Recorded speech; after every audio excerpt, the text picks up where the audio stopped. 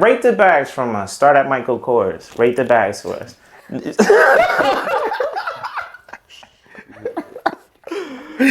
When I say the levels, like give us the levels on the back. I know. Sorry. I know. Who? Huh? A lot of people watching this have Michael Kors bags. Listen. Okay, no shade. That's a little shade. Listen. I'd rather Michael Kors bag than a Canal Street bag, or like for real. Okay.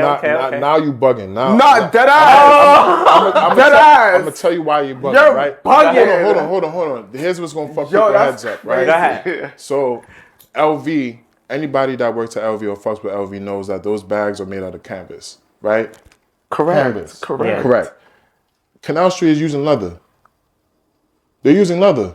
Oh, wow, that's heavy. Who is going to choose leather, canvas over leather? Make it make sense.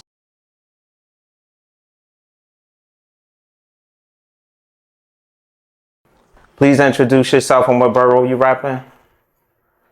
Brooklyn, New York. Delaware Smith. William Lewis, Brooklyn. Brooklyn. Okay. Brooklyn's in the house. I'm not surprised. All right. So, how does your fits help with dating, your social life, things of that nature? You want to start? I wouldn't say help. I say it puts more of a damper on things because people have like a misconception about you. Like you attract certain things. Yeah, business, but in the dating realm, I think you attract more people that's vain than anything. I mean, for me, in the dating realm, like guys do not come up to me because I look intimidating, because they think I like only like stuff, and I don't just like stuff. Like stuff is just a 5% ratio of my life. I like a whole bunch of other things. I like worldly topics. In terms of social, this comes with like you enter with a certain level of like as an energy. There's people who wear the stuff or let stuff wear them. And I think for me, for my social life, it's very like confident, like a rebel. Okay. Now you two have similar but very different styles. One's more street. One's more luxury style. For people that don't know much about style, could you just expand on that? What's your definition of street, and where's the line between street and luxury? I feel like for a level of yes. I think that there is a level of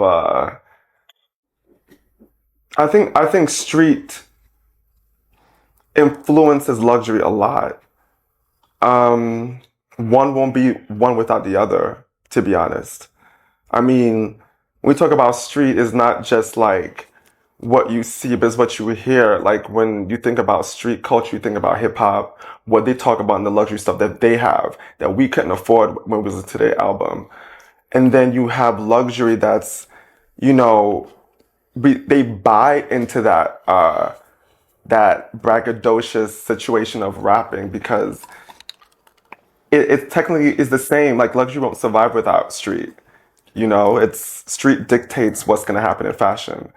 Truly. Like without street style, there will be no fashion.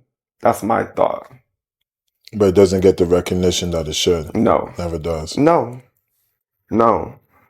Like if you look at like one of my biggest influences in the game since day one was Dennis Rodman. He did stuff that Uzi's doing. You know what I'm saying?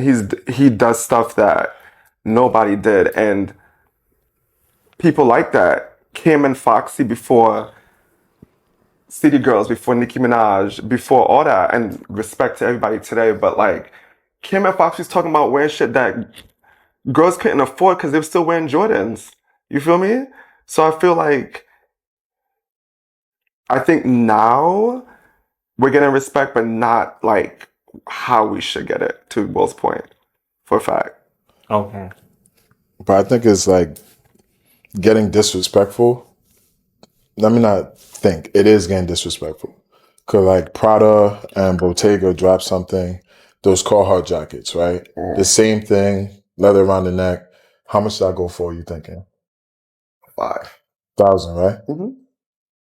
A jacket like that should run you about like $60.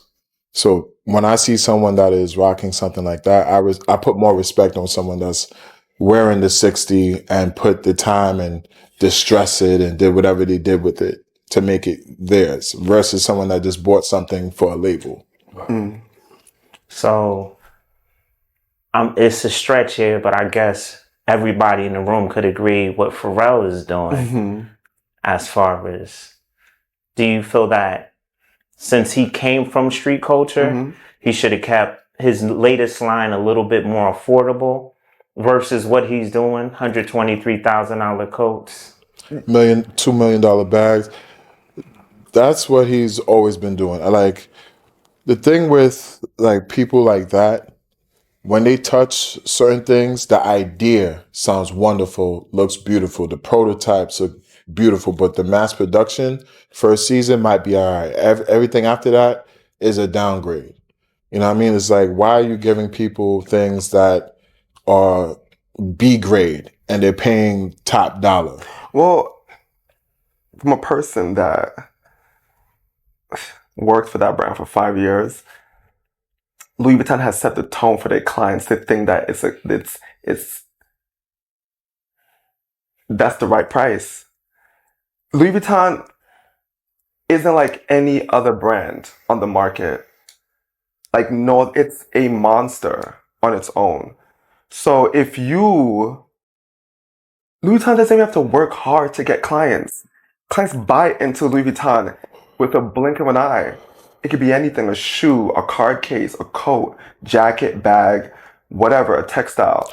They've gained the respect from clients to make it okay to set the prices that high because they know someone will buy it. It's just the name and the exclusivity. It's not even about the fashion. It's not even about the art. It's just the name. It's the and name. The exclusivity. LV's like, that is the whole point. No. This is no shade because I still buy LV today. Louis Vuitton is the Starbucks of luxury. Correct. They are the McDonald's of luxury. They have so many locations. How you can compete with a brand that has over 500-600 stores worldwide, and Balenciaga, Dior, and all these. I mean, Dior has a lot too, but still, like they can't compete with that. That's like they can't. Like Louis Vuitton funnels money for LVMH. Correct. It's a freaking bank. It's a bank. It's a status symbol as well. Yes. Yeah. Once you have LV, what? Gucci? You can't talk to me. I'm wearing LV. You can't talk to me. That monogram. It's that monogram, and the price goes up. Yeah, there was a point in time where they wasn't even focusing on silhouettes. It wasn't focusing on fabric. It was just a monogram, a logo. That's all they worked on. So here's the thing. When I worked there, I was under the designs from Kim Jones. Kim Jones did amazing in terms of like introducing tailoring with street. And that's how we gained the men in Park Avenue and Madison, and also the guys from Brooklyn, Harlem, and just any guy in their mid-40s and 30s that wanted to dress street, but still tailored. When he left and Virgil came, first of all, Kim Jones' contract was over. When Virgil came into the game, Louis Vuitton needed to understand to keep that street client. So they had to hire Virgil. You're banking on street culture now, so Virgil has to carry that weight. After Virgil passed, they had to keep that momentum. And who came in? Pharrell. Because it was a dying industry and he wanted to tap into the black. Because when Kim Jones left for Dior, where'd everybody go? Where'd black people go? Dior. And you have Pop rapping about it. It's a bank. You don't imagine that a lot of people that are into fashion are looking at Pharrell versus Virgil and saying that Virgil actually brought us art versus what Pharrell is doing? Or would you say that Pharrell is also bringing us art? Well, Well, Pharrell, first, before you even answer, do you disagree that Virgil brought us art in his pieces? No, I agree. he bought his art, but no story. Expand on that. Like when you watch a lot of runways, like for instance, like Kim Jones, or you watch like Demo, or a lot of these like Margiela, they have a story with that season. Yeah. Something that makes sense. Yeah. You know what I'm saying? Like the whole collection is not random pieces. It's things that go together, that mesh well together. I agree. It wasn't cohesive. Yeah, I agree. Like Virgil gets that pass because he was dying and nobody knew. So he was pushing out things like that, no story. So he gets that pass, but everyone else is just very random. It's like we don't buy outfits, we buy pieces, and we make outfits out of these pieces versus going and buying a whole mannequin. Right. That's what, let me not name drop, but that's what a lot of these artists do. Okay. Now, why do you imagine everyone's so obsessed with Virgil and Kanye West? How are they so different versus everyone that came before them? And could you compare them to maybe some of the previous designers? Maybe we had I don't know, going back in hip hop culture, Iceberg or a Foob or something. Why did Kanye and Virgil stand out so much? Even Dapper Dan, people would say that Kanye and Virgil were more creative than Dapper Dan. What's so special about them?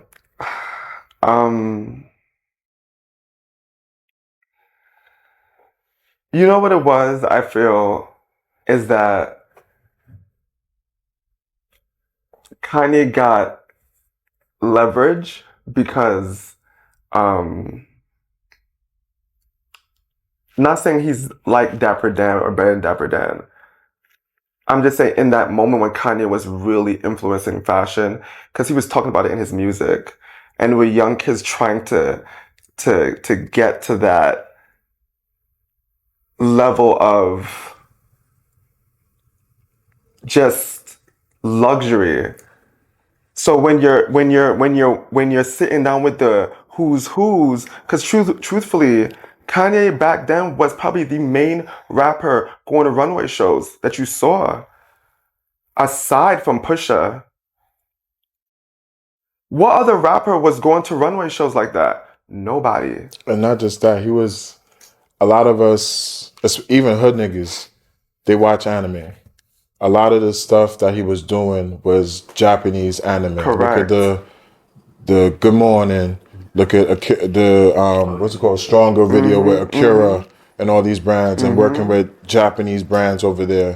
His whole crew, though, remember that photo in Paris? And at that time and point, fashion was higher over in like France and Japan and all this other shit over there. And not to mention, I remember one time, and to implement Virgil was doing a lot of stuff. Like Virgil did Pyrex, he did all these things, and for Ben Trill.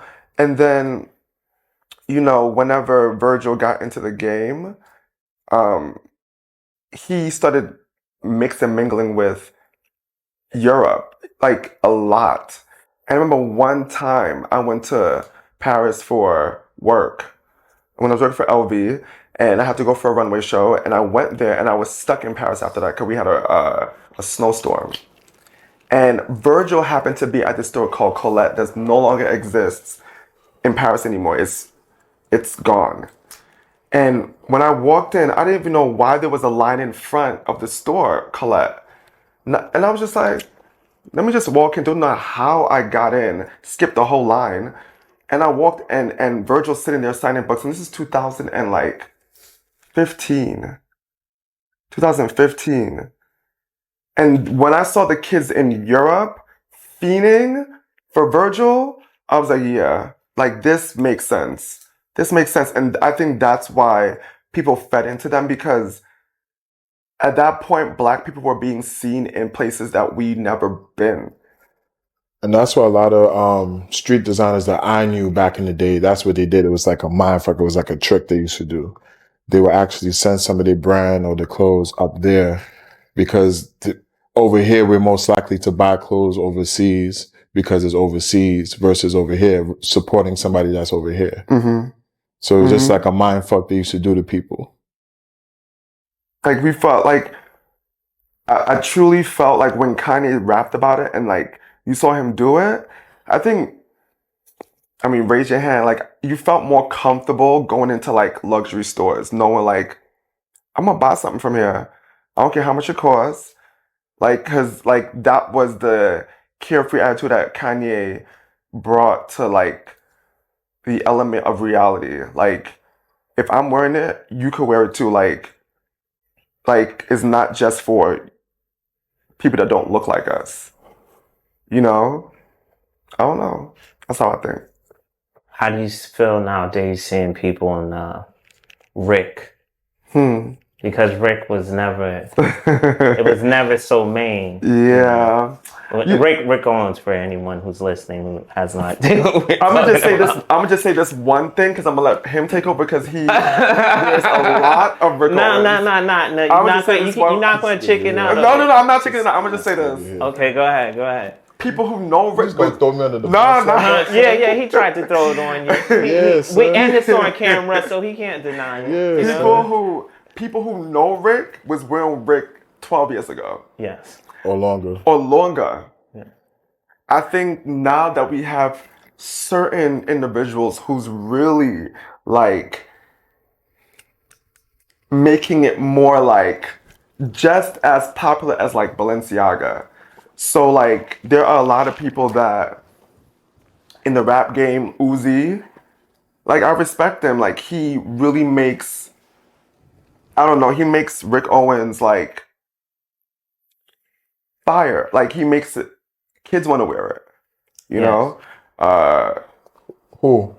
Uzi. I'm talking about Uzi. He makes kids want to wear it. But as from a person who wears more Rick, I'll let him take over for the rest. Nah, that's fucked up. So. What was the name of that bag that you had? Which one? Oh, that was Rick, right? The bag you had? Yeah. Can you talk a little bit about that piece? Because that was so It's a nice piece. Huh? Oh.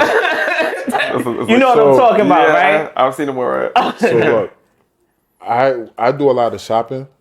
So when I carry bags, it get annoying and shit because it messes with my whole like ensemble.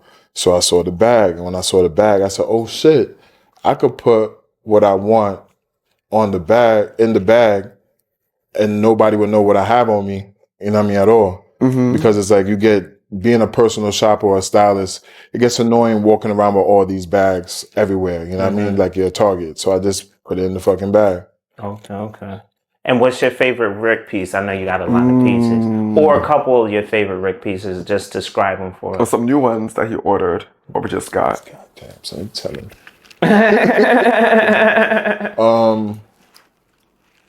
I would have to say the Ramon boots. They're discontinued. They don't make those anymore. But if they ever did, I would get those. Those are my favorite like shoe because like in between a sneaker and a boot. And the easy access into it and the way laces go on it and everything. Okay. Like and cargo baskets too. Wow. But when I dwell into that, like I like to mess with like fabric, like ostrich, python, iguana, you know what I mean, sea wolf. The ones that you have, are those the python ones? The red basket joints that you got? No, those are sea wolf, but I have the python ones that you're talking about. Oh, excuse me. I'm sorry. Yeah. Look, my clients, they want exclusivity. They don't want to walk down the street and be like, they don't want that. The whole point for them is that they want that. They want that exclusivity. So I give it to them. You know what I mean? So one of ones or 1 out of 100 or 1 out of 25 or whatever the case may be. And you pay for that. Okay. That's what you're paying for. Okay. And go ahead. Mr. Rick. Oh, me? I don't wear Rick.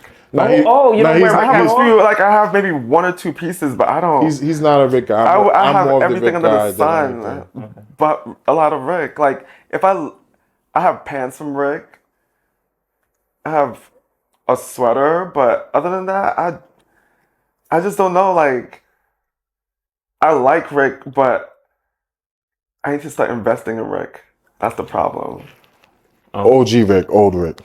Like old Rick. Because he's very hands off for the past, I want to say, 3 years right now. Like old Rick had pieces. Yeah, he has some Pieces.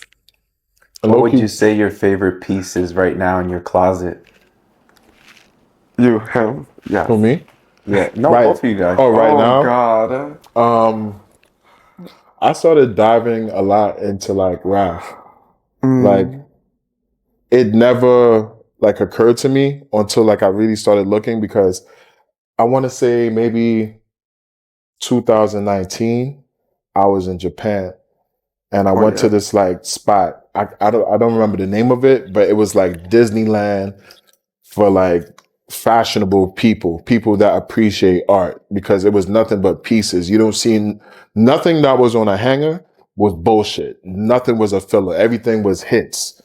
I saw this Raf jacket. I picked it up. It was fire. It had like a whole bunch of stamps and threads all over it. And I was like, yo, how much is this? Lady was like, 12,000 US? She was like, yeah, I put that shit right the fuck back there. And then I ended up getting like a couple Raf connects, and I started diving into it because of the functionality of it, the simplicity of it, and just like how can I say, the quality is really good. Mm-hmm.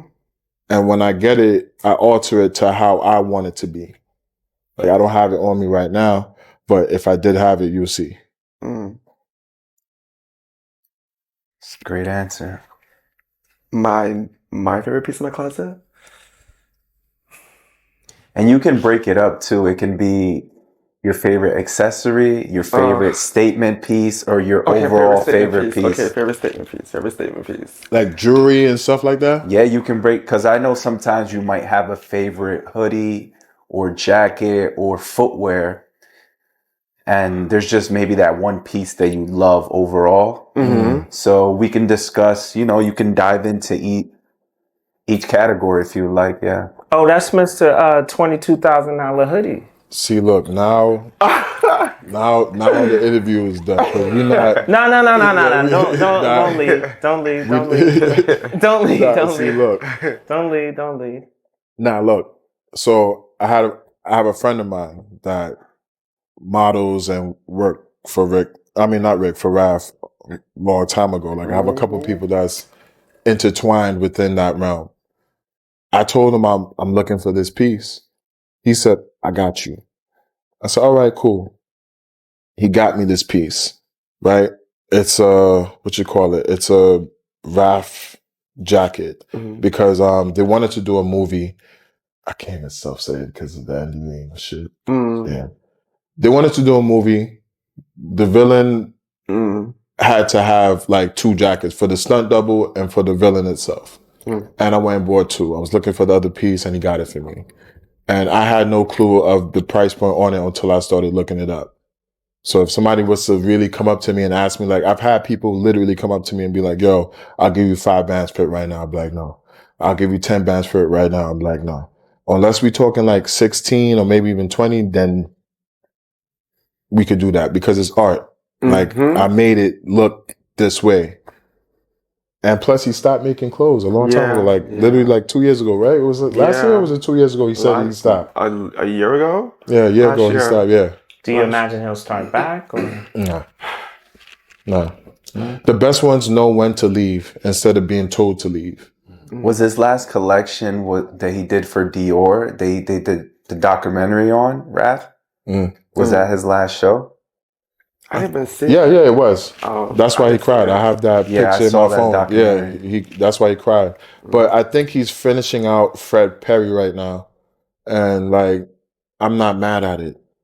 And that's what I've always said. I'm like, these brands, like, what's a brand? Like, if he was to get like with APC or even like, back in the day, my favorite brand was G-Star, because of the quality and the functionality of it and just the silhouettes. And they had like, what they did every season was they only chose innovative people. Like what's his name? Magnus something. He's the best chess player in the world. They kept having him in these campaigns. Pharrell had what's it called? Raw for the Ocean.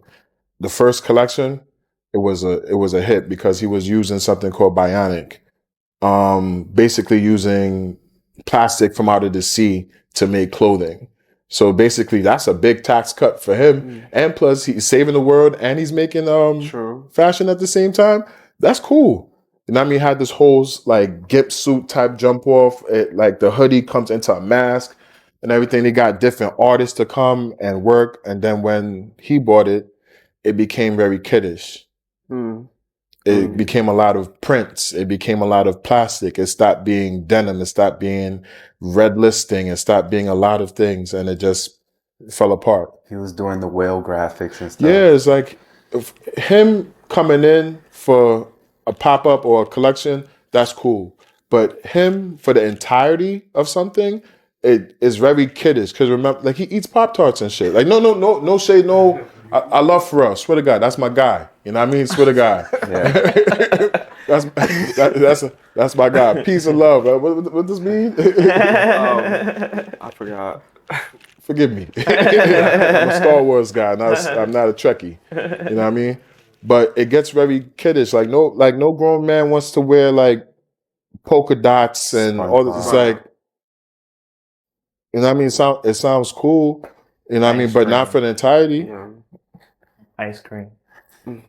Yeah, that type, it matches the brand. You can't take ice cream and bring it to Montclair. You can't do that. You can look kind of cool. Sorry. But that's just me personally. See? Yeah. Favorite piece? Yeah, your favorite piece or pieces and Oh categories. my god. Okay, I had this killer coat. Fur coat. Fendi fur coat. And I remember I saw it for the first time. I was at I think what happened was my store was flooded and I had to work out of Madison. And I remember like that's when Fall Winter just dropped. It was like 2020.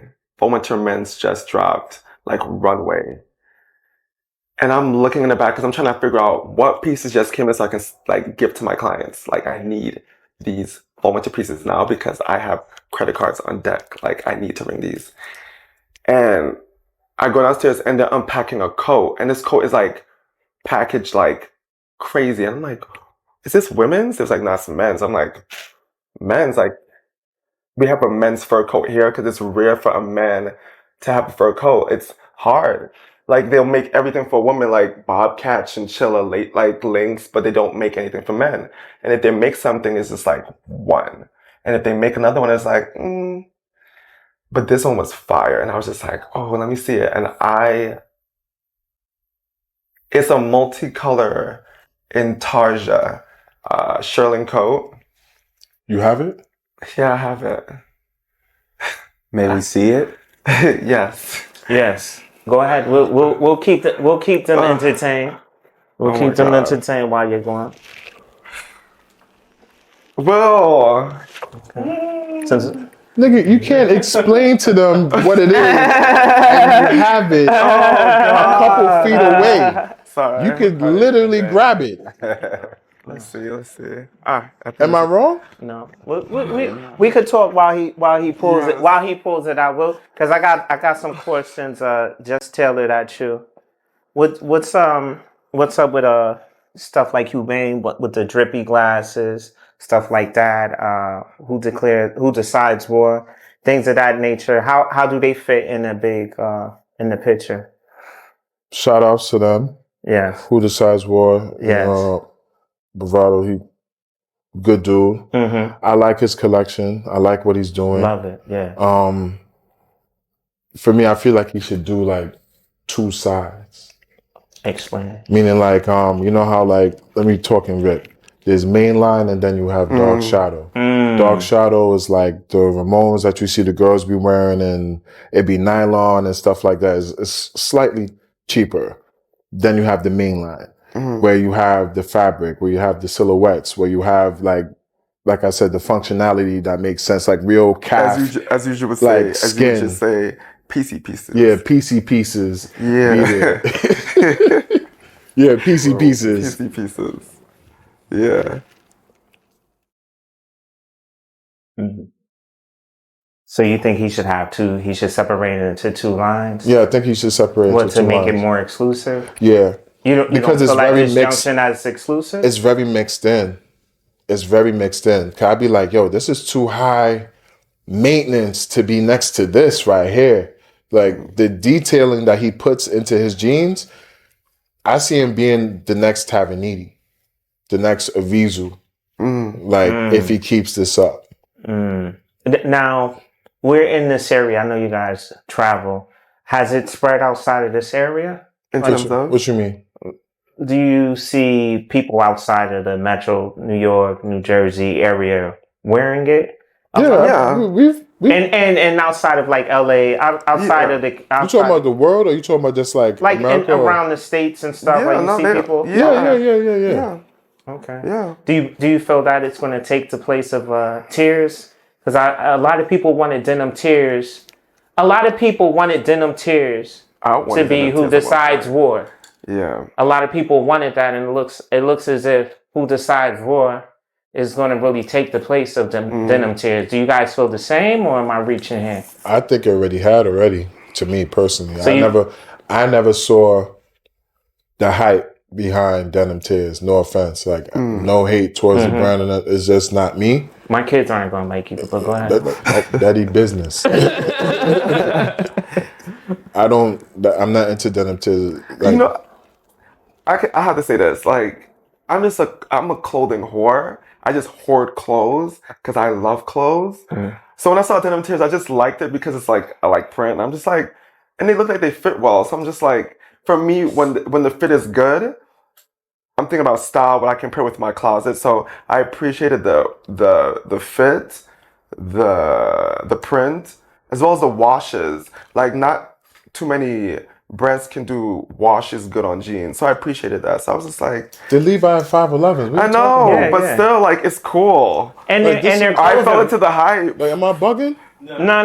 You're and then on top of that, I agree with you. On top of that, for that price point that he's charging, instead of y'all getting like screen print, why isn't it not embroidered? If it was embroidered, maybe it'll catch my eye. Like, and that's why I didn't buy them. I'm not paying that level of money for something that is screen printed. I'm not doing that's why I it. didn't buy them. Because I looked online, I was just like, but they're not embroidered, and then they're screen printed. Yeah, then when they show you the stuff, right, the prototype or the campaign, these things are very high quality. And then when it comes to you as a consumer, it's not the same level of what you saw there. That's just what it is. And what I saw was the cut of it. It's very small, and it doesn't. Yeah. It's very small. Like, you could wear it, I could wear it, because we're but it's a small. It's not gonna give. No, it's not gonna give. It's not gonna give. Like, they're quite. I would rather wear a cold wall. Besides that. That kind of fit. Because you think he could fit? I don't even think he could fit one of the hoodies, right? Goes into those kinds of brands. Nah, he can't. Yeah. Yeah, they denim tiers, the hoodies, you wouldn't even be able to fit one of them. They're like cut small a little bit. Yeah, but again, where's the story? It's just very hyped to me. And it feels like you're using the culture to sell something. It's a contradiction in his message. Yeah. He's selling big contradiction. But now Tremaine is doing denim tiers. Now, do you think he should have stayed at Supreme? What did Supreme do wrong? They said no to something. They didn't come talk to him, no. They kind of didn't give him an explanation. Do they have to give you an explanation? Do you know, like, the highest people that buy that brand? Like, let's put it in order, right? First, Asian. That's number one. Because there's another Supreme over there that's separate from there. They still buy Supreme, whatever the case may be, right? Then you have white. Then you have Spanish, right? Then you have black. We're literally 4 on the list of buying Supreme like that. That's just what it is. We're the lowest demographic of buying Supreme. How would you feel to watch all these Asian people walking around with, what was on it? People hanging. People hanging. You can't compare any of these artwork or these campaigns that they've done to that. Yeah. That's not that at all. Let me ask you a question. Why wouldn't he do that on his own stuff if it was so important to him? To be controversial. A lot of these, like...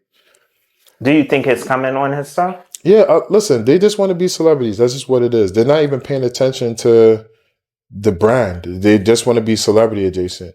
That's just what it feels like to me. Okay. Because if they actually spent more time on the brand, the pieces would make sense. There would be a story. You could see the work being put in there. Okay. Okay.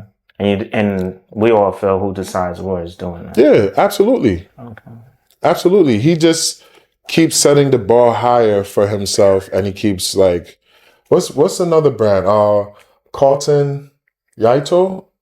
Who's that? It's a girl and a guy who they make like these bags. Oh, the paisley print bags. Yeah, and they be making like they had a tough ass piece with this big hat. The black couple. That could go into like a scarf. Oh, and you could fix it to any way that you want. So you're not walking around looking like everybody else. You could wear it however you want. And I'm like, that makes sense. That was a cool That's concept. art. Those are pieces. They understand style. Versus giving me some 511 jeans and putting some. And that's why I didn't buy them, because I was like, they're screen printed, but they cost that much. What? Denim tears. I was just like, they should have been embroidered. Well, how about a company like Barriers or something that they're also screen printing, but it has have something hype. on it. A lot of these things are hype. That's just what it is. It's hype. Do you feel Barriers is standing the test of time? No. No. I'm gonna stand on that. There's no shit. What? No. You asked me a question, I'm answering. Yeah. That's like, you don't want to be hype. You don't want to be hype. You want to be heritage. You exactly. You want to do things that make sense. Where's the story? Show me the story. Make it make sense. I'm not saying anything. I don't know the company like that, so I can't say that. I'm just like, because they're not telling you their story. I'm just like, well, you're underscoring what he's saying if you don't know the company like that. Yeah, that's true. It's like VLONE. There's no story. Where is it at right now? Where's it at right now? Show me the pieces. They could have been the next Supreme. Could have been the next Supreme. But trying to be celebrity adjacent, these type of things happen. So how about the other companies? Maybe they're still around, but they're not as popular. Like, let's say, Gallery Department or Rhude or something like that. Gallery Department is the most disrespectful brand I've ever seen in my life. They need to be indicted for sure. I heard Hell is doing renovations just for them, like a special place. They're taking things from like Old Navy, right? It's genius. And they're taking like, we're going to buy these pants for like $13, $10, $5, right? And they're just reconstructing it, giving it to you. Not even taking out the Old Navy fucking tag. I swear to God. My boy that works in fucking Saks showed it to me. He's like, bro, they left the fucking Old Navy tag in the bitch. I'm like, you out of your fucking mind. I'm like, yo, this is wild. You know what I mean? Just to put a flare here, they're charging like, how much is Gallery Department? I don't know. They're charging like $1,200, 2 bands. What? 3 bands. Yes, that's how much it costs? Yes. For the Lanvos jump offs, the painted jump offs, those shits go for like $2,500. Off rip. What? Not even resale. Wait, That's how much it costs off rip. I've never bought Gallery Department. I always thought it was like $400 and stuff. Nah. Are you serious? You're smoking crack if you think that. Wait, what? Bro, the hoodies go for like $13. I thought it cost like $400. On Canal Street. They did a similar thing. Because I never bought this. I didn't know. I never knew this. So they were sold in Saks? Yep. Wow. Where was I? Not around it. Because you have taste buds and you have I was sense. like, what? That's I thought it why. was like another Supreme. They did the same thing with Asics recently. And they just put paint on them and then sold them for... I put the paint on there myself. How much Everybody keep were asking me. I those? did a better I job don't at remember painting the my exact shoes than Gallery Department did. Why is LV and Chanel and everybody else allowed to do it versus Gallery Department? Let's not talk about Chanel. We got to talk about Chanel because that's your number one competitor over there, mister. Listen, Chanel is disrespectful. Why? Bro, like Chanel, like any. Okay, I'm looking in this camera right now. Right now, if anybody who have bought Chanel Tell him, son. and no Chanel's quality ain't the same, but the prices keep going up. Okay, I have shit from Chanel, recent shit from Chanel that I bought within the last 3 to 5 years. Okay, and I bought one bag. That shit costs a grip. Shit like, but the crazy thing is, this bag is the same bag they sold 4 years ago, but now it has a top handle, and it's like ridiculous the price. Like you could buy a small like Kelly. The average handbag in 2005 for a Chanel bag went for like what? $1,300. Yeah, right? you could get them. Right in 2005. Yeah. The jumbo Now, Chanel. Them shits are going for $3,500, $4,000. The jumbo Chanel is competing with literally like a mini. All they did was like up the price like a Birkin 25. and lowered the grade of This is insane. of leather. And Chanel over LV. Bags. Rate the bags from us. Start at Michael Kors. Rate the bags for us.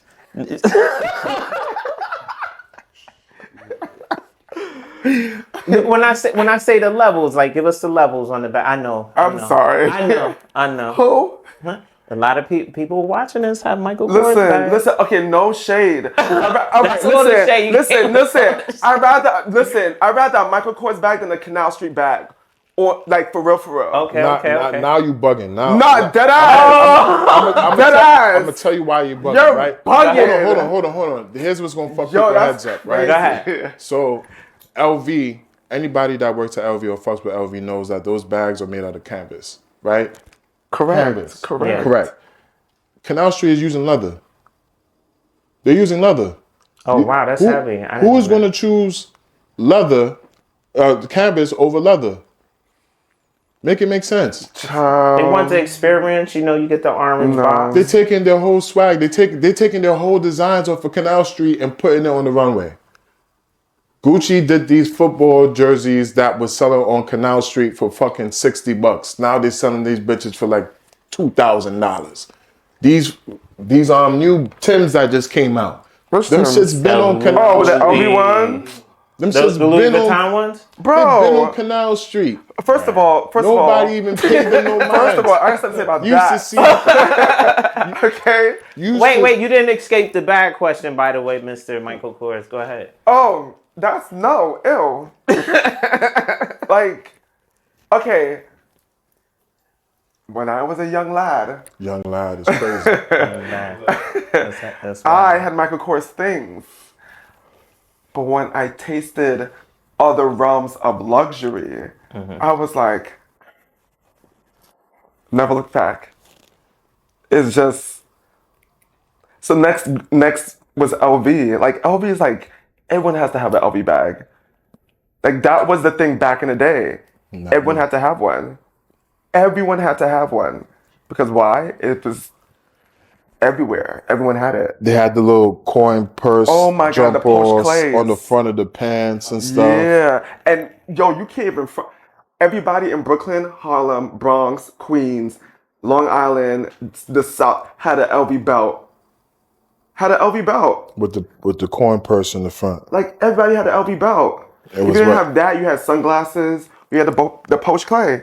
Mm-hmm. That's it. Or a pair of sneakers. MCM with the little teddy bears and stuff that they used to do and stuff.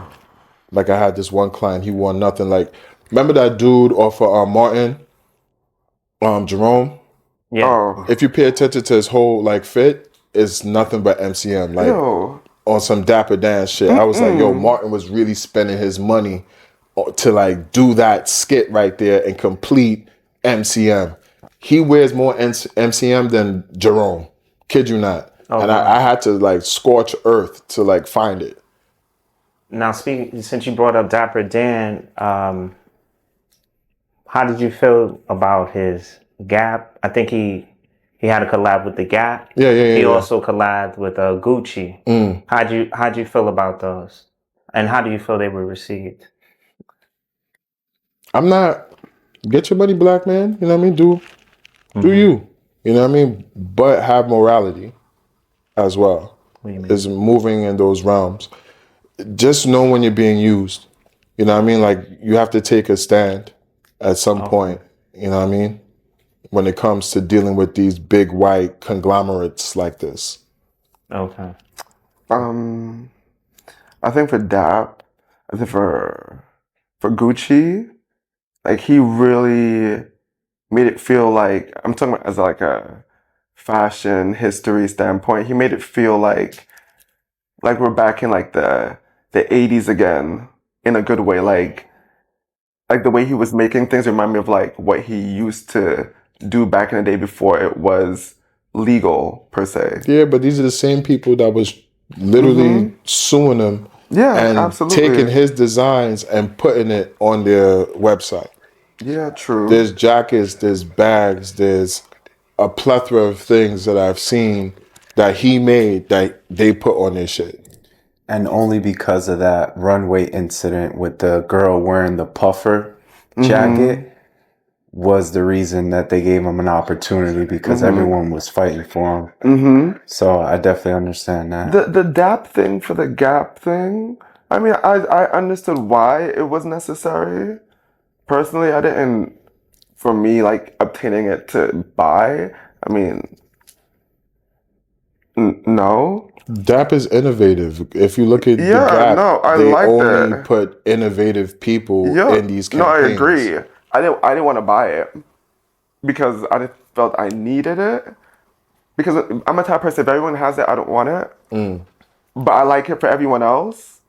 Cause I like seeing it, but I won't buy it. But I loved it. I think it was great. It was a great idea. It's about time. It was like a wave of people that needed to be recognized, finally being recognized at that moment in many parts of the industry. And I felt it was like great for his time because like we do not know, and I hope he lives a very long time, but we're losing a lot of legends. So it's about time they recognize these people before they go. They recognize them when they're dead, you know? So that's my thing. Mr. Dow, Yes. I know you forgot about us, right? with all these stories, but can we please see the coat? Yes, the coat. Yes. Bless us with the coat. Bless Yes. us with the coat. So it's Intarsia, which means that the pieces you're about to see aren't dyed. They have to be colored, but they're cut in all the shapes and then sewn together as one. Yeah, so I don't wear this coat often. When I do, I wear it.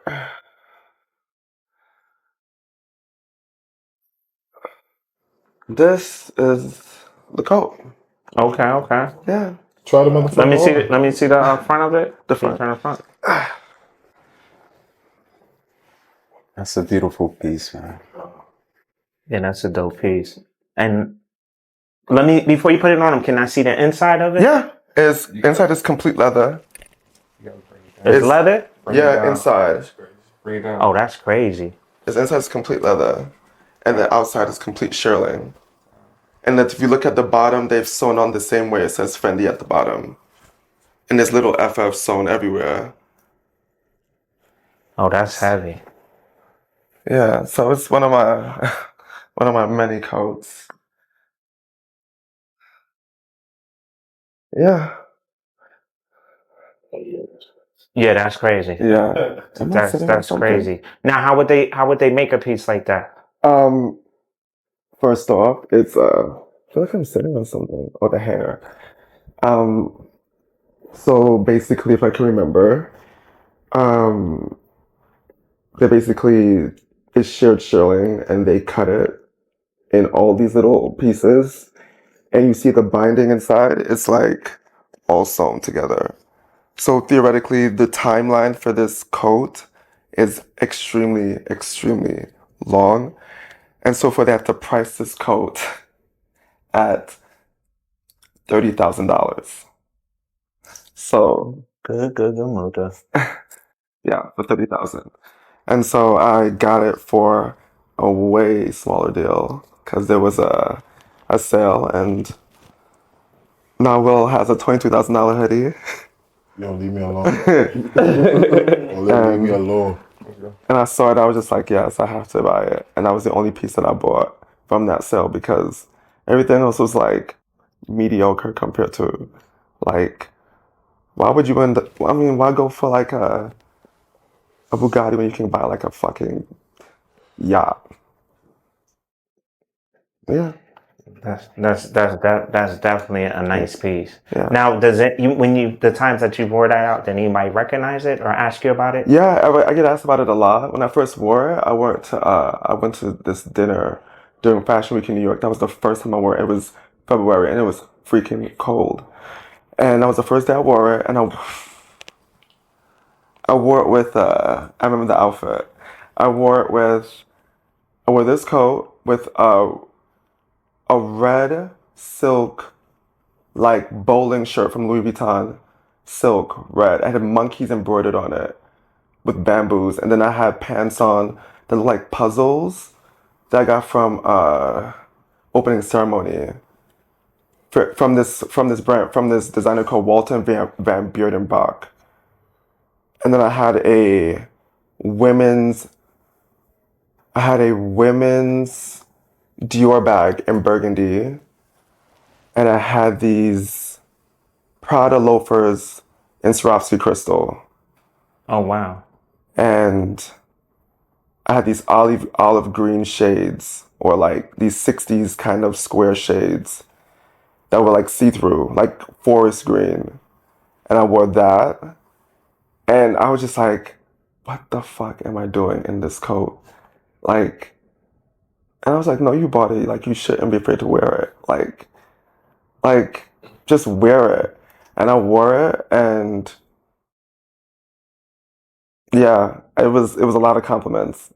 So it was an investment, because God forbid, I can sell this coat for way more.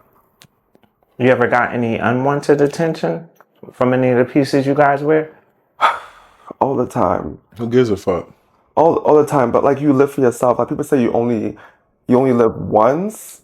That's bullshit. Like, you live every day, you die once. Like, wear your shit. Like, wear your shit. Like, I buy it for me. I don't care what anybody wanna say. Like, I don't care. Like, I don't care. Like, when you're from Brooklyn and you've seen street style from like the hood, and then you submerge yourself in like luxury, you kind of feel like you're educated in like both realms. It's like knowing witchcraft and like good magic. I don't think art needs to be luxury or luxury needs to be art. You know what I mean? Luxury could be the cheapest thing in the world to somebody else. Like, the things that we're paying thousands of dollars for, people are literally coming out of their huts and going to the sea and getting these black pearls for nothing. That's true. You understand what I'm saying? So it's like, it's all state of mind. Like, I don't buy things based on label. I don't buy things based on price. I buy things based on if I fucking like it. And if I could fucking kill this shit. That's all. If it makes sense to me. Like, I feel like I'm collecting people for the Legion of Doom. You feel me? And it's like, these motherfuckers is going to take over the world. I like my pieces. I feel like I'm collecting art. Like, I met this one person, right? I have this client.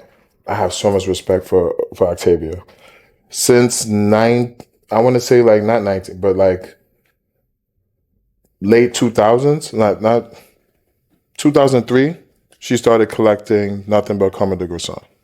Like PC pieces, like nothing but that. Like, that's all she has in her closet.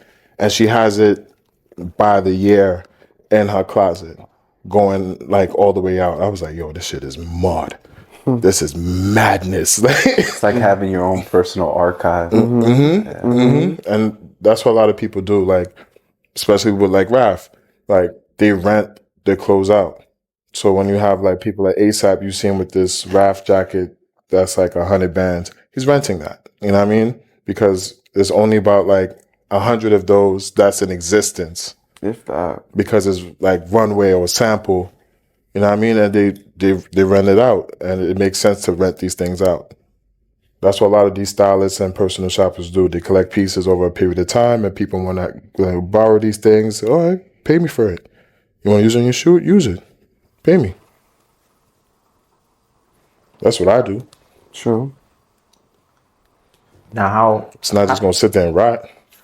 how do you feel about where today's fashion's going, like as far as like the streetwear, like Jerry Lorenzo? It has to and collapse things on like that? itself. Jerry Lorenzo. No, stop. Look, you trying to get me in trouble with Jeremy too? Jerry Lorenzo. I ain't doing nothing to jail. Like, I had no problems with him. Nah, but you know, everywhere you go, you see fear God. How fashion people like you? Would you wear fear? Like, would I catch you in a fear God? I'm gonna say hoodie? this, right? So And be nice. They did exactly I'm always nice. they did exactly what I told you that Who Decides War did. They have a essential, and then they have their main line. Yeah. The problem is the main line looks exactly like essential, but just higher quality. You know what I'm saying? Like, they don't pay attention to like detail. They focus more on the silhouette. If you see their like clothes is very bland, but the silhouette is very powerful. Like the shoulders are very broad. Everything is like very woofing going forward. It's not me. You know what I mean? It's not me. It's just not me. Like Even if it wasn't as popular? Not really. Not to me. So how would you describe your personal style? How I feel on the day. So it varies. Yeah, it varies. Like how I feel, the weather. You know what I mean? Like whatever I have planned of what I'm doing for the day. You know what I mean? That's just how I move. Yeah. Like I work for sanitation. People look at me and like, wait, you at work? Like, yeah. And you wearing Ricks at work? Like, yeah. It was like, why? It's like, because I want to. Like, this is just my everyday. Not because I'm stunned on anybody. Like, I used to wear size like 16 shoes. I had foot reduction surgery because I knew the pain of what it felt like to not have what I want to, like, to complete my ensemble. And I told myself when I got that surgery done, nothing's going to hold me the fuck back. Whatever it costs, whatever it is, I want that. But I don't want to be like anybody else. I didn't get that done for me to wear what everybody has. I want to wear what I wear. If I get a white cargo basket, I'll take that motherfucker and dye that shit. Nobody else have this fucking color but me. You know what I mean? Like this hoodie right here, right? I bought like 6 of these Johns in the past like months, like couple months for like some clients and shit, and they were all white. I dyed them different colors so they could have their own color. It just made sense versus you having a black and white one or having a white one. It shows exclusivity. It shows personality. You're the only one that have it. You know what I mean? That's just how I move.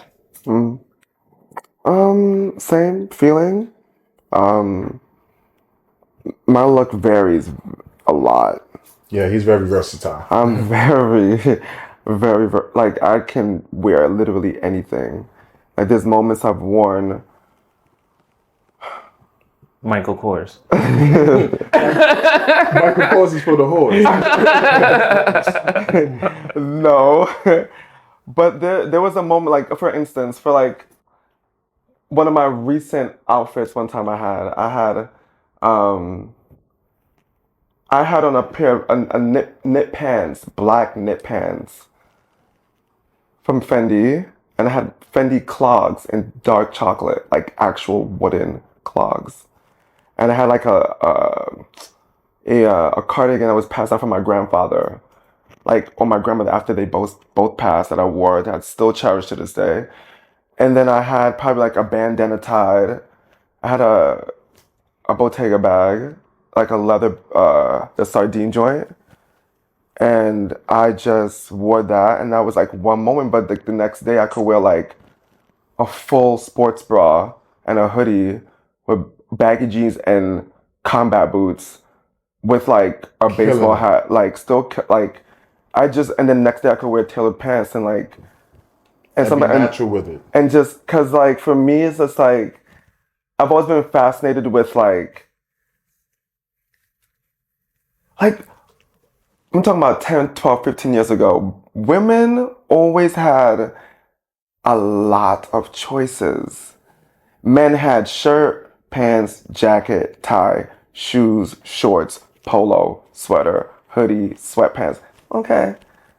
I want like fits. I want like color. I want like there's so many times, like one day I wore like a leather pant with like these chunky Prada like army boots and like freaking camo, and I had a women's halter top on in knit green, looking like the male version of Buttercup. But it was fire. It was fire because you know why? Because like if you own it, you own it. And every day is different. Some day I'm just like in a sweatpants and t-shirt, and that's what I want to wear. But like, I feel like at our age, you just have to you know yourself. But that's what streetwear back in the day did for a lot of people. Yeah. Because they stepped outside of the realm of the norm. Yeah. Like Tendique, for example, right? You could be a hood nigga and you could be into style, into fashion, and you could get that, you know, quality of clothes. Their quality was like top tier for streetwear, especially like the design. Like the Bucks jacket with the gold lining on the inside is green on the outside. I'm like, ooh, that shit's hitting. Bought a couple of those jackets. Mishka was hitting. Rogue Status was hitting. Man. Black Scale was hitting. SSUR. You know what I mean? Like SSUR was hitting. Crooks and Castles. Oh my Crooks and Castles for a little minute was hitting. I'm about to hit y'all over the head. Sabbath was hitting. Wow. You know what I mean? Wow. If you want to take Kid it Robot. Wow. Penfield, like these, you know what I mean? These brands, they stepped outside of the norm and started making pieces. They started doing things to sneakers. You know what I mean? That made sense. You know what I mean? They had a story, like the SB Dunks. They had a story. They had a, you know what I mean? This was the Astros. This is why they named it that. You know what I mean? Like same thing with Jordan. Even Jordans have a story. Each one of those colorways have a significant reason to be that way because it's something that happened in his life. Okay. Now, how do you guys feel about, you spoke about street fashion. How do you feel about the basketball players? Do you feel it's forced? A lot of their fashion? Is it the stylist? Is it the player? It's a little bit Does of it both. matter? It does matter. Why? It does matter. Why? It does matter for me. Like, I don't know. It's just something about like, as a personal thing, I just love seeing style, period. So like, You have to give them grace. like these men, whether it's themselves or by stylists, like Shea Alexander, how you pronounce his name, killing it. Stefan Diggs, Because killing he's it. actually Wearing it, like, he's actually into it. Style. He's actually into fashion. Like I He's saw actually into Shy art. one time, and I was actually assisting him, and he's coolest guy ever. He came inside wearing like, remember I told you, quilted black pants from somewhere. These shoes, I don't know where they're from. They look like regular slippers.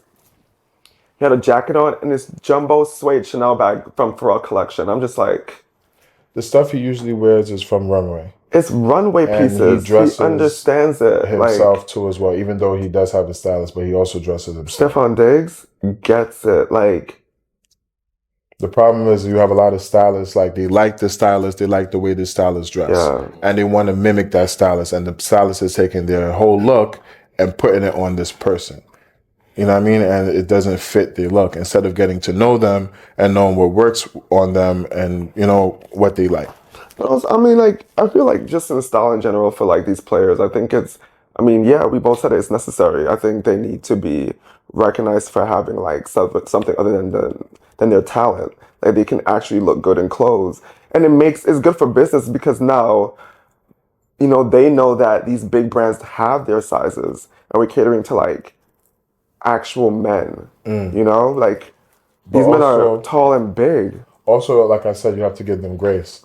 Remember, for a long period of time, they wasn't getting any money. They were broke for a long time. You know what I'm saying? And they were just wearing slides, Nike shorts, Yeah. Nike Techs, Adidas. from school to, you know what I mean, to the gym, from the gym to home. That's it. Like, they don't have a lot of time like that. Now they're into some money. Money don't buy, don't buy style. That's just what it is. You could buy fashion, but you can't buy style. And then they entrust these people and they tell them what's hot. And they fall for it. Like, I mean, you have to search for yourself. You have to know what you want to do. Because, like, we had to have trial and error to get to the stage of where we... Like, I did, we like... look back in time and be like, damn, I wore that shit. Yeah, like... Well, that's crazy. I remember Del was telling me that he loved when Ludacris, how he wore his Rick Owens. Oh, that was me or you? You. No, That was me? no, who was that? Wait, I said that! Did you see it when he? I saw it. You know who wears a lot of Rick, and they do it very well. Dave Chappelle. Dave Chappelle. Yeah. And Yazin Bey.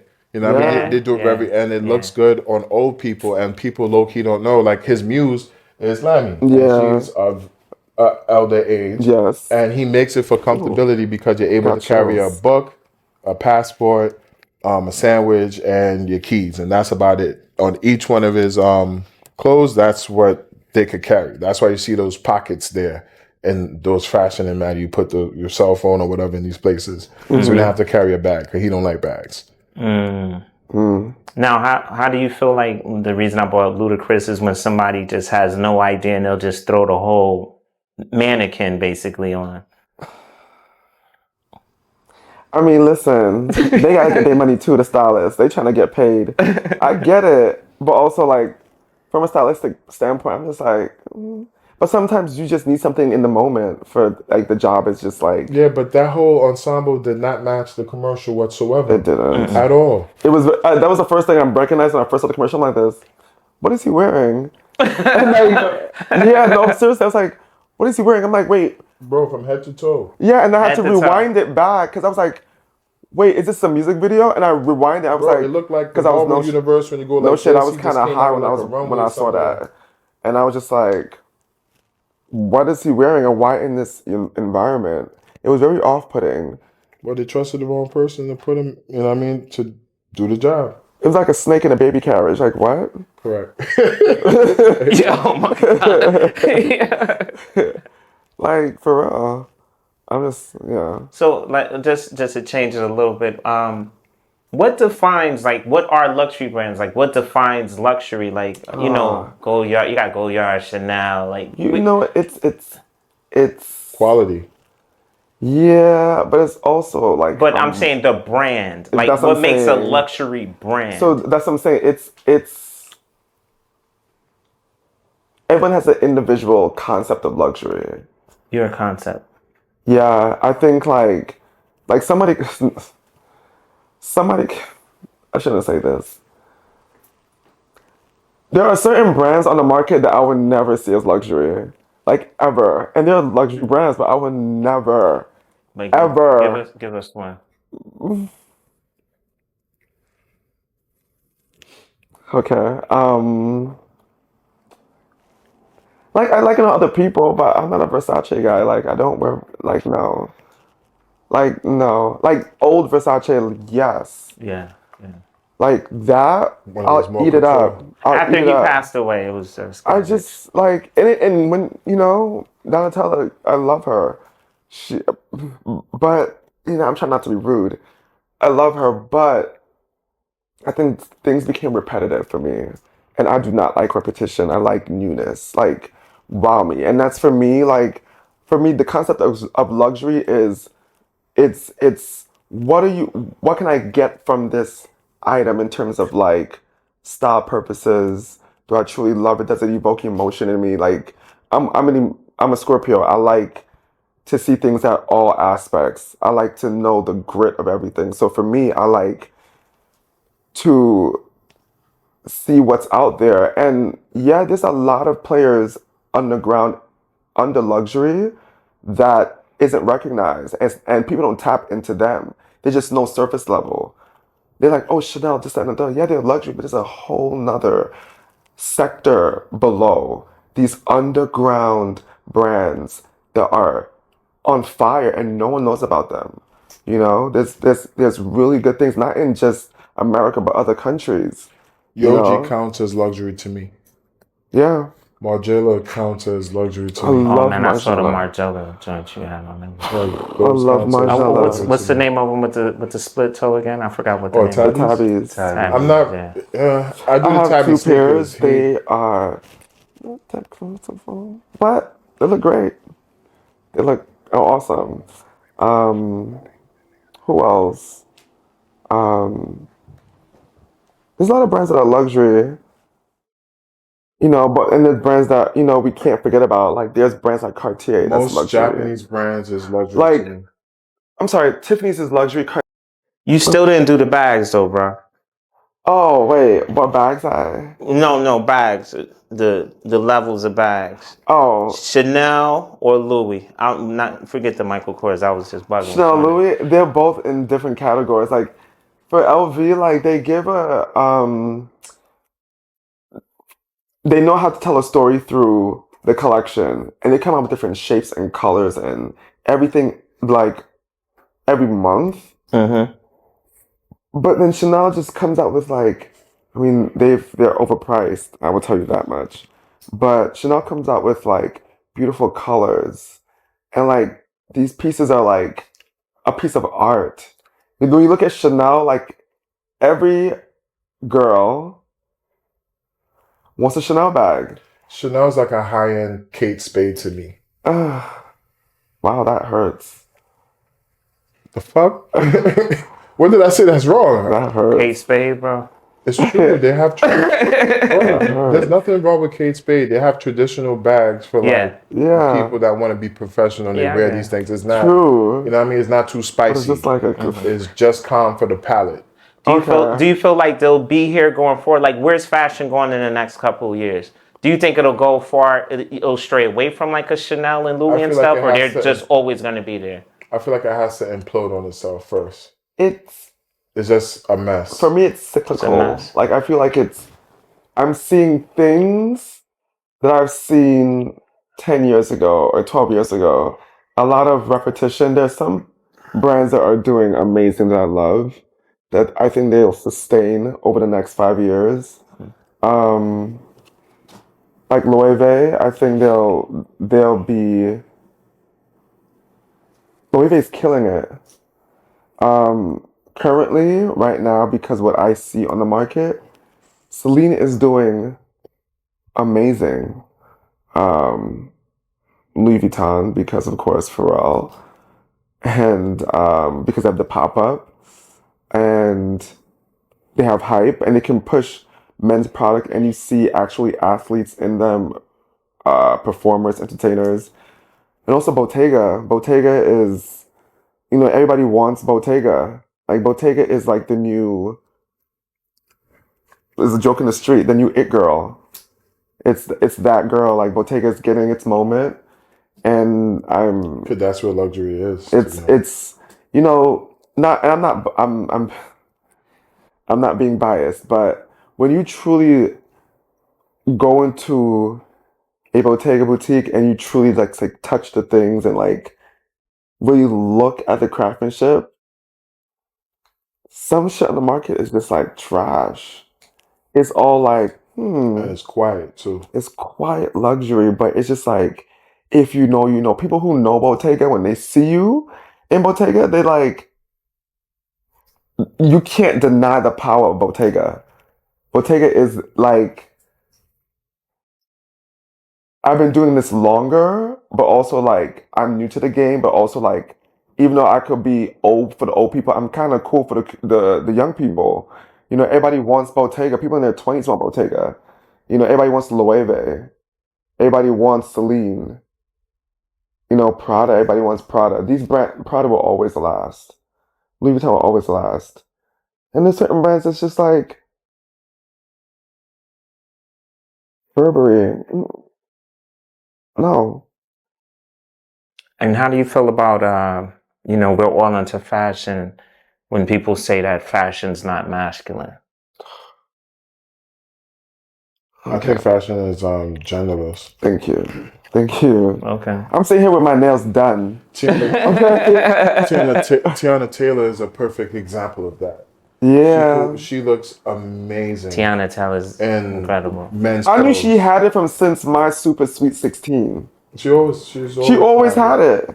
She's from Hollywood, but like, she's like the clothes don't wear her. She wears the clothes. she has her own personality. She's fire. Like overdo it. Like Yeah, if there she's was cool. any chick that I've ever seen wear like Rick the right way, it would be her. Yeah, she does. She does a great job. She literally treats it as pieces. She's not head to toe. She's just the pants. The shoes might be Fear of God. The top might be like a Marnie t-shirt, and it'll be a Bape from 05 hoodie. You know what I mean? It's like very calm. Yeah. Well, how would you throw Erica in there? Erica Badu. Oh, I love her. She understands style. I love her. Completely. She understands it. Like all her pieces mean something to her. Like I just shot earlier on with Ashaka. Ashaka, shout out to Ashaka. It's like she did hats for like Gazine Bay. She did hats for Common. She did hats for Erykah Badu, and even to this day, she still does them. And she does it in a specific way, and she makes it like she made some roses out of something called Geechee from the something islands. I was like, yo, this is crazy. Like I can't show it right now, but it's very wild. Like she understands style completely. Okay. Like when she talks about her pieces, it has a story behind it, and she wears it every day. You know what I mean? Like she walk around with these bangles. I'm like, yo, this shit is hard. Like I saw her a couple times in real life, and it was like she's very mesmerizing. Okay, and since you brought up bangles, how do you guys feel about jewelry? I love jewelry. I make jewelry. I used to make jewelry. Jewelry is like you can. I like a cohesive look, like not just on women but also on men. Like if you're gonna put the entire thing on, put the entire thing on. Like look at kings and queens back in the day; they were in adornments. It went with the outfit, so why not do it now? Like don't be lazy. If you're gonna put it on, just put it on. That's dope. Like this piece right here, right? This is a custom piece that I had made because I'm into like kings and queens. Right? Shout out to Heavy Metals.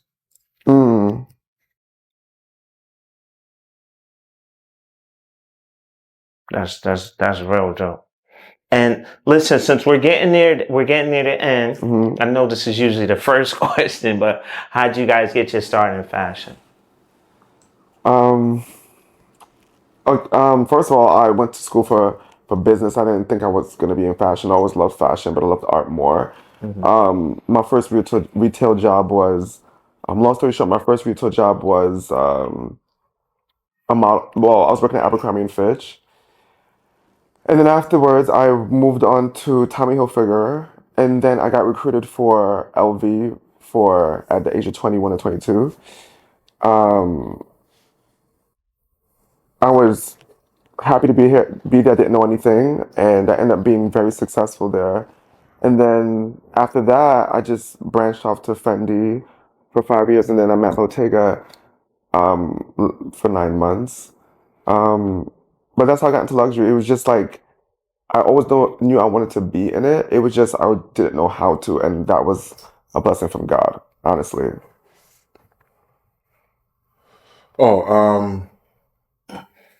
Back in the day, I used to have this catering job. It used to pay me like $250 to $300 a night. And I was like 15. I didn't have a bill to pay.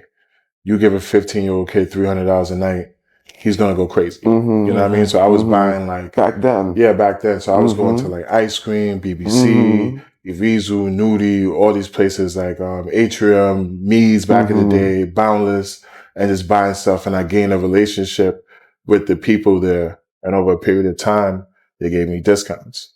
And then when I go back to school, I had a bunch of people that like, they wanted to dress like me or have certain pieces. I didn't know I was personal shopping at that type of point. I didn't know I was styling at that type of point. I was just making money. So I have them pay me. I pay myself out and whatever they give me to go get the pieces that they want because they sold it at a specific, return, because at a period of time, they used to burn the clothes. These things never used to go on sale to the public. You know what I mean? Which was like crazy back in the day. But I'll get it, give it to them, and everybody's happy. And that's what I was doing. Okay. Like since then. Yeah. Is there any fashion you won't wear? Mm. Like, I'll rephrase that. Where do you draw the line? If it's too popular, I don't want it.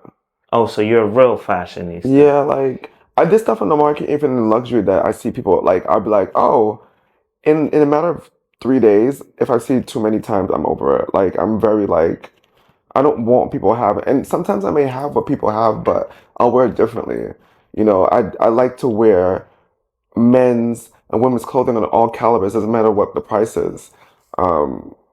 It's just a vision that I have and what I want to curate for myself. But I just won't do like BS. Okay. And well, What's the question? what won't you wear? Like, where do you draw the line? Like he stated he won't wear anything that's popular. Oh, same here. I just Trendy. It takes a certain level of discipline. Yeah. Even though it's like, yo, that shit's fire, but I just can't. I'm gonna be like, Yeah. I don't want to fall into the cognitive wheel of this. You know what I mean? We'll sit here for hours in here and we'll discuss like stuff about fashion, but also it's like for us, our mindset is more about like if we're buying something, like what's the color, what's the fabric, what's the silhouette, like what is like how does it move, like what can you piece it with, like on that level, because it's like at that point we're investing in pieces. Like you can buy like little stuff here that's like, oh, that's cool, I'm just, you know, but like also this restraint, you'd be like, So no. let me put it like this, right? Look at the 5 boroughs, right? Fuck Long Island. Yeah, straight up. Terrible. That's Brooklyn sets the curve for fashion, right? They do style. And then you have the Bronx that they wear these things for mostly like status. Yeah. Harlem is just very flashy. Queens is just very influential. Mm-hmm. You know what I mean? They follow whatever's hot. You know what I mean? That's how we look at things. And that's just how it goes within the 5 boroughs. We try to set the curve or be ahead of the curve. Like, for instance, right, those Loewe glasses that came out, right? The ones that everybody have now. Mm-hmm. I got rid of those. I had that. I think you got you that for my birthday. And I think it was stolen. 2 years ago. It was stolen. 3 years ago. Yeah, you know what I mean? Like glasses. that's how long ago this was. Yeah. And it's like and the moment everybody was wearing it, it was like, you know what? I don't even want these anymore. Yeah. Now, do you do that with the name, like the designer, or the piece? The piece. I just like you'll wear the designer, but the piece you'll try to get something different. I miss, like we were talking about this, old Balenciaga. Yeah. Not Balenciaga now. Yeah, 2017, 2018. They're really ODing. They're ODing. What do you think about like the three sneakers, the steroid boots, and nah? It's just an experiment to see. They're setting the curve to see how much trash you could possibly eat. Like they're giving you low grade stuff and upping the price on things. Like they're giving you this towel, right? Dog, I could go to Target and I could get a higher thread count towel than what they're trying to sell you for 2 bands. Honestly, like it makes no fucking sense. Yeah, and honestly, it's like, how do you not see this? Everyone has a lot of Balenciaga. We have Balenciaga, but it's just like it stopped after a point. It just became like I came back and I'm just like I want to buy something. I'm just like I don't like anything in the store. Like not one thing I like. Yeah. It was underwhelming. I went back and I was like, this is spring, summer. It was like, yeah. It stopped being about art. It looks just like fall, winter.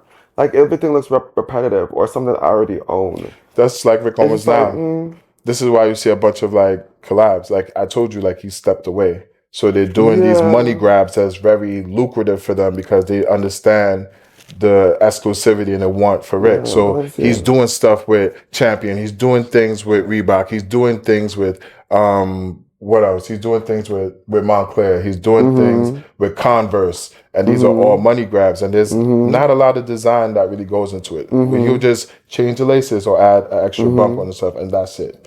Like no thought really went into that. You know what I mean? Even though it's somewhat of a minimalist type style, but it's not really because it's really dystopian. But it's no thought that went into that. You know what I mean? Okay. Well, I think we're gonna close now. Again, drop your names for the people that missed it. Delroy Smith. William Lewis. Okay. Instagram. And your IGs. All platforms. Supreme _ Caesar CZAR on Instagram. That's my only platform. Oh, okay. My platform is Instagram mylord92. Okay. MYLAWD 92. And you said you represent Long Island? Nah, that's wild. That's wild. Straight out of Brooklyn, man. Thank you fellas so much for your time, man. Thank you No so problem. much. Thank you.